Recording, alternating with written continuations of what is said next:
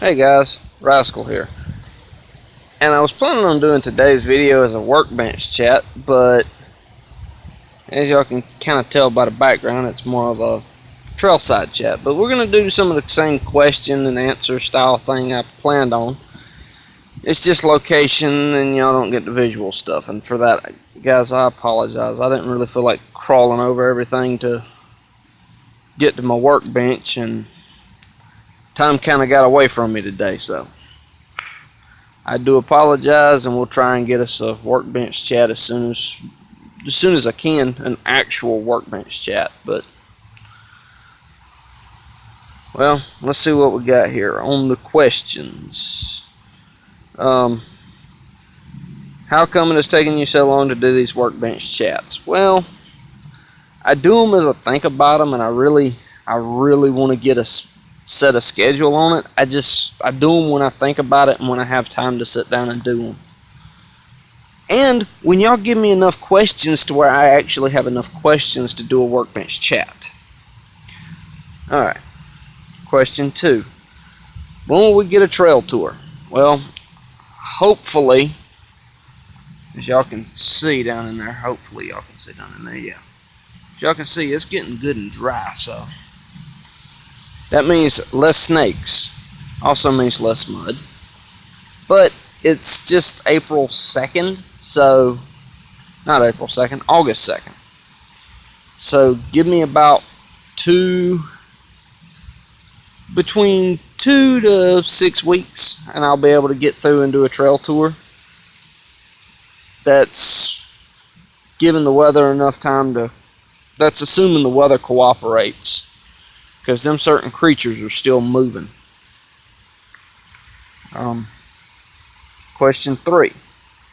Are you investing in a decent camera in order to expand your ability to shoot trail vids without the use of your phone? Yes, I am.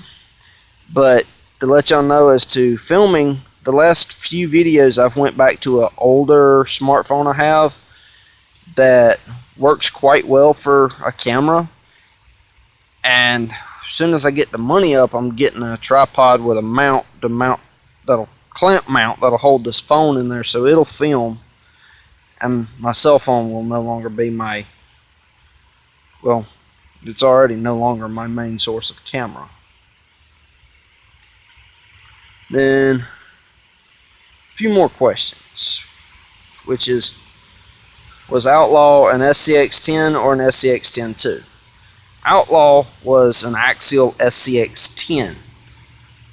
When I bought Outlaw, Axial had just released the 10.2 RTR and the 10.2 kit, both as the Jeep Cherokee 5-door XJ.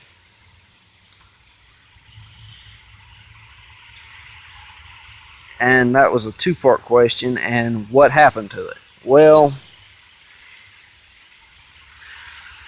the best way to put it is lack of preventative maintenance happened to it. Playing in the mud without greasing the bearings all the time. And I know some of y'all are going to be saying, Rascal, you claim to be a mechanic. Yeah. I'm not wondering why it broke. I know why it broke. And part of was it blew out a bearing. The axle shaft shifted out of the truck completely, and when I went to replace the bearing, I had a bearing kit I'd ordered. I just hadn't put it in. When I tore into the truck and got into the rear end, I found that the ring and pinion in the rear axle was wore out, so that needed to be replaced as well. So I got looking about to try and replace ring and pinion gears, front and rear, to the same gear ratio, and for the Axial SCX10, for where I was looking for parts, is quite hard to find, and that's using the Axial part numbers to try to find the OEM replacement parts like most mechanics do. Alright. Next question on that is, Bud 90 was an RGT. What made you buy it? Well, I was wanting to do a Defender 90 when I bought it, and Land Rover Defender 90 that I was looking at, the Galan 2 by RC 4-wheel drive, where I'm at is about the $500 price range, and I wanted something that fit my budget within the $300 price range. So that's kind of why Bud 90 was a RGT and not a Land Rover Defender 90. And I also wanted to do it on, kind of on the cheaper end. But that's that. And its project shop truck is a HG P402. What made you go for it? Well, at the time, Outlaw was broke, Bud 90 was broke. I could get the parts to fix Bud 90 for about the same price as another truck. The only problem is I needed something up and going within about a 2-week window, and that was actually the amount of shipping time I had. And I didn't really feel like having to fool with trying to upgrade Bud 90 to where I could run the truck. So I just ordered another truck, and that's kind of what that come in with. So it was something cheap I could play with to literally just get me through this summer, in hopes to get everything else going. And that's kind of what happened. It was more of a in hopes of I'd had more income to fix the rest of it, and it's just not worked out that way. But everything on the plan is when the income comes in to where I can turn around to do these projects, they'll get done. It's, as always, good things come to those who wait is probably about the best to describe my situation. So it's just a wait, and then when I get where I can, I get what I can, and we go from there. But like I was saying, the trail vid will be sometime in about the next 6 weeks. So the trail tour 2, and I'm gonna put a date for my record stamps. I'm gonna put a date stamp in the description video, in the video description of the trail tour, because the way YouTube says it, it says 1 year, 1 year, 1 year until it becomes 2 years. And I'm going to put that in that date, the date that I film it, in the video description for a timestamp reference for myself, because my filming device does not have any timestamps of when it was saved or anything like that. So yeah, I'll have to date stamp it myself, but that ain't no problem on that one. What else we got going on? Oh, as far as for progress on Outlaw, Bud 90, and Shop Truck, I have not made any progress on them. I've had a lot of other things going on as well. That's kind of why my videos are not coming out on Tuesday and Thursday like I would like for them to be. It's just because I've got so much going on right now with other things that I'm not going to try and worry y'all with, because y'all don't really need to be worried with it. But yeah. And thing is with today, and the reason for this video being as late as it is, guys, I just lost track of time today, to be honest with y'all. So for that, I do apologize again, but yeah.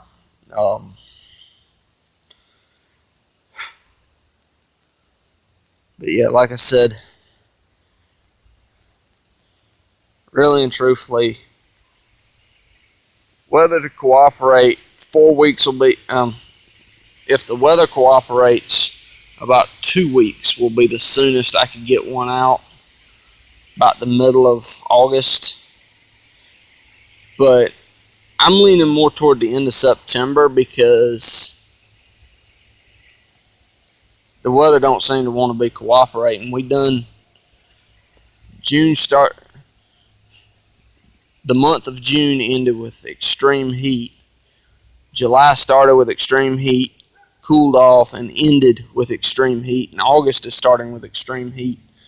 So it may or may not be around the middle of September, guys. I mean, that's the honest on that. Is I'm hoping to be able to do it around the 15th of August. I'm hoping to be able to get in there and get started on then.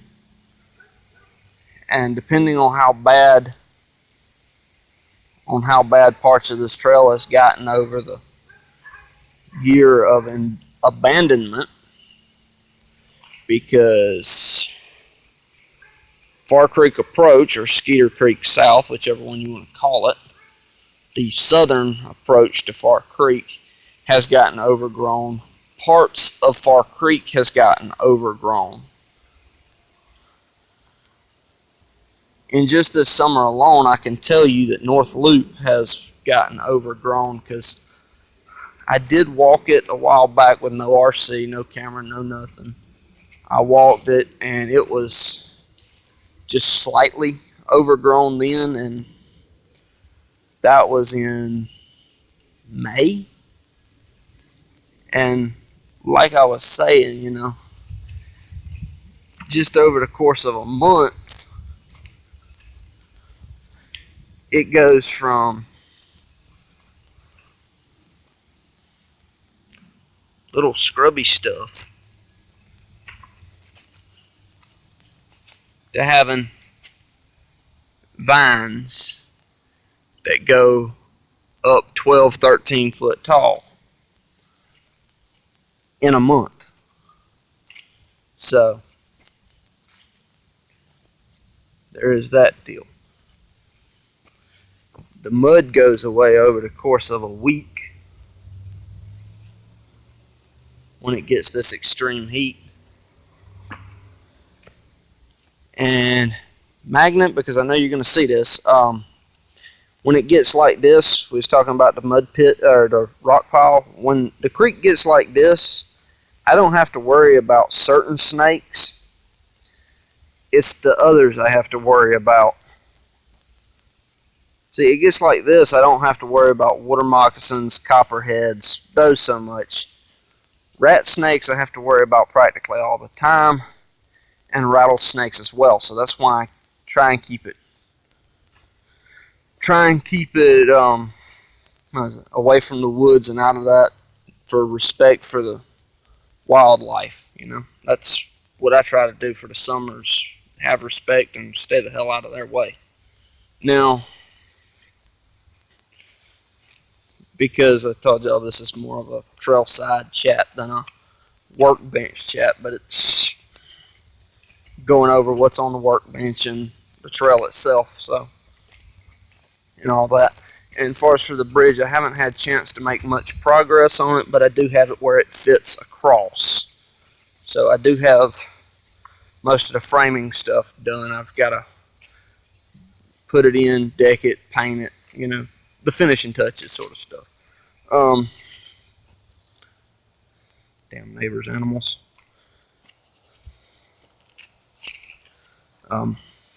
Yeah, I was talking about putting a rock pile in here.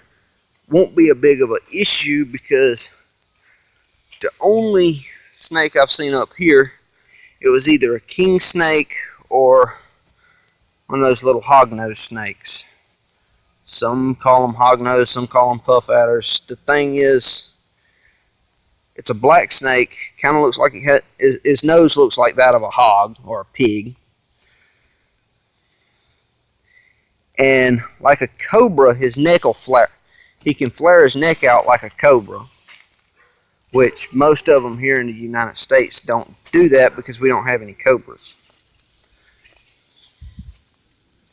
They'll roll over belly up and play dead until you leave them for a while, and then they'll roll over and run off. Some of them will just stop moving and lay there like a stick, so you think that they're a stick.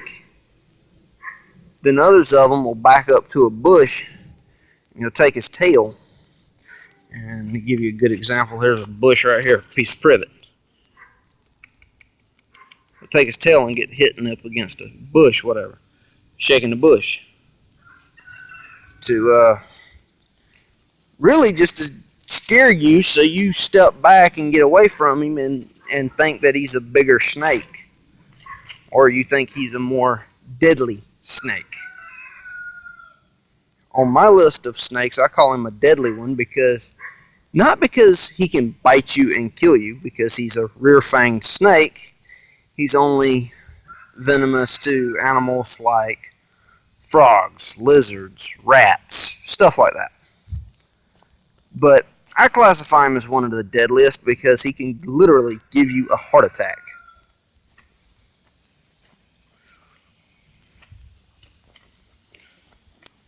And speaking of animals that can kill you with a heart attack, in the wintertime, this past winter, on North Loop, in fact, I was up there and I had 3 white-tailed deer that about give me a heart attack because they just come out of nowhere and run like me to that tree. That's a good little ways. See my foot to the tree. That's about how far away they come from me. So, yeah, you're in the woods, you're running your RC, you're looking down, paying attention to it. You hear some leaves crunching, you steadily looking around. You don't see nothing, then the next thing you know, there's a white-tailed doe standing right beside you. Yeah. That'll give you a good start. But anyway, I guess that's about it for today on that video. So, peace, guys. Catch you on the next one. And Magnatfied link down below. Y'all have a nice day.